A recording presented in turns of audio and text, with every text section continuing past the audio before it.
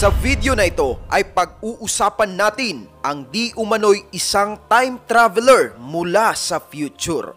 At ayon sa kanyang pahayag, darating di umano sa hinaharap ang mga alien na magiging dahilan para magkaroon ng digmaan ang sangkatauhan laban sa mga robots. Well, gusto mo bang malaman ang kanyang buong kwento? Tara, pag-usapan natin yan!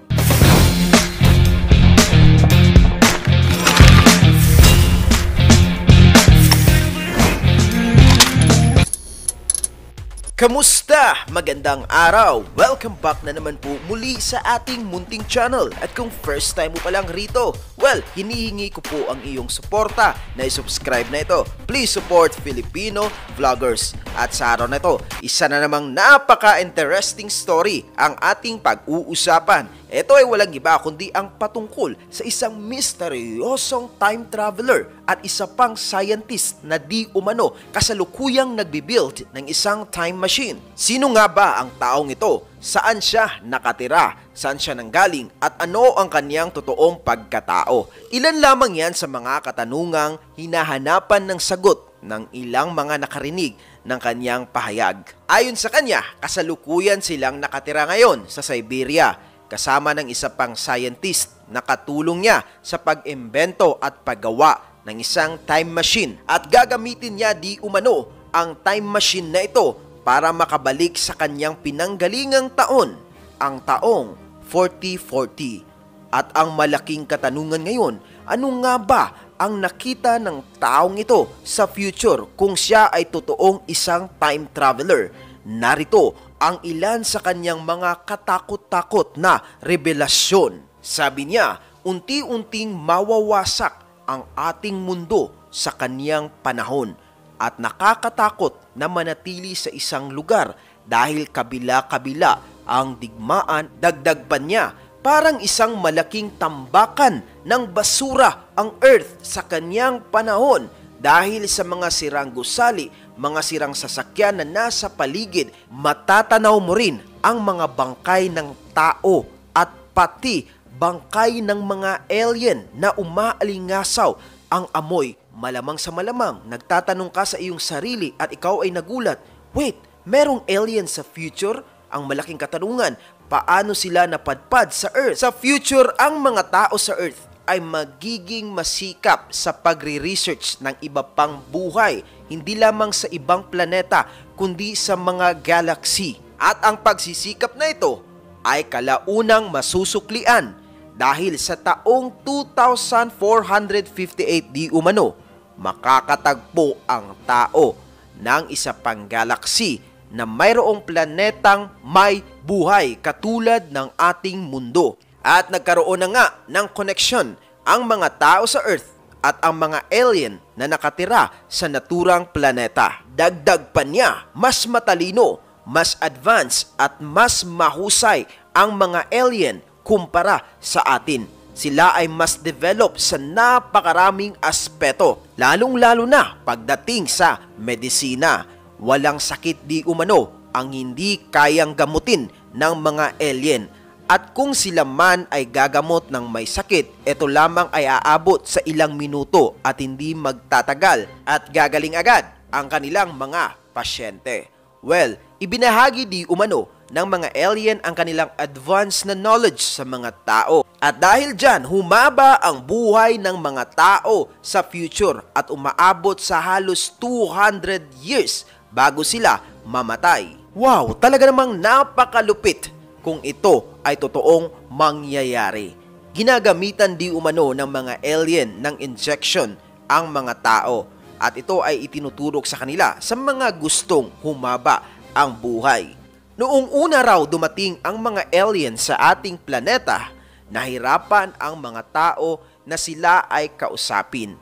Kaya gumamit lamang ng mga body language at mga sign language ang tao para sila ay maintindihan ng mga alien. At kalaunan ay natuto ang mga alien na magsalita ng English. At dito na nga nagkaroon ng magandang ugnayan ang mga alien pati ang mga tao. mas matindi ang tagal ng buhay ng mga alien dahil sila ay umaabot sa lifetime na 400 to 450 years. Pero hindi sila nagtagal sa pamamalagi dito sa ating mundo. Pagkatapos nilang maituro ang ilan sa mga advanced na knowledge, ay umalis na sila sa taong 2460. Sa pag-alis ng mga alien, natulungan nilang lalong maging advance ang mga tao pagdating sa teknolohiya at kaalaman. At sa pagdating ng taong 3213, nakaimbento ang mga tao ng sobrang malupit na artificial intelligence. Pero kalaunan, inutakan sila ng mga AI na ito at tinraidor. At magkakaroon nga daw ng isang matinding digmaan ang mga tao laban sa mga robot na ito sa taong 4040. At sobrang lakas ng mga robot na halos ma-wipe out ang half of the population ng mga tao dahil sa digmaan. Kaya binabalaan niya ang mga tao na mayroong isang malaking epekto ang pa-advance na teknolohiya ng mga tao. At ito ay makikita lamang sa future. Sabi niya, AI is the danger of this century, the danger of humanity. I want you to know that this danger can corrupt us and destroy all of us. Sa aking palagay, mayroong basihan at probability na mangyayari ang rise of the AI sa hinaharap.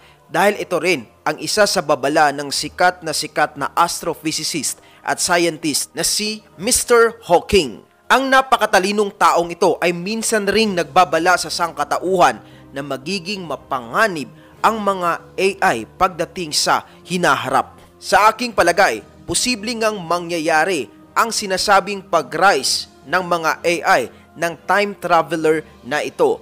Dahil sa ating panahon ngayon, nagsisimula pa lamang ang pag-rise ng mga advanced na AI.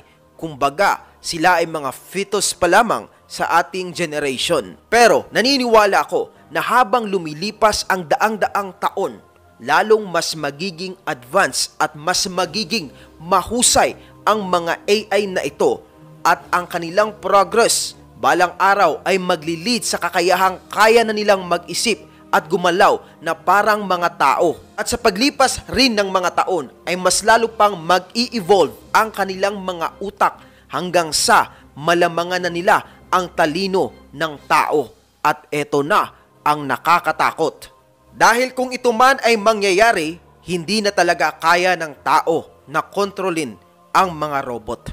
Sa kasalukuyan, tayo ang pinakamataas ang intelligence na namumuhay dito sa ating mundo. Kaya nga tayo ay naghahari laban sa mga hayop at ilan pang mga nilalang dito sa Earth. Pero kung darating ang pagkakataon na mayroon pang mas matalino sa lahi ng mga tao, well, doon na magsisimula ang napakalaking dilubyo sa sangkatauhan. Well, ano ang masasabi mo dito mga Evadgers? Naniniwala ka ba sa mga pahayag ng naturang time traveler mula sa 4040? Please comment down below kung yes at please comment down below kung no naman. And I think that's all for today's vlog. Para sa marami pang konspirasiya, kakaibang kwento, political issue at mga reaksyon, patuloy lang na tumutok dito. Ako po si Evad PUP. Mabuhay ang bansang Pilipinas. Peace out!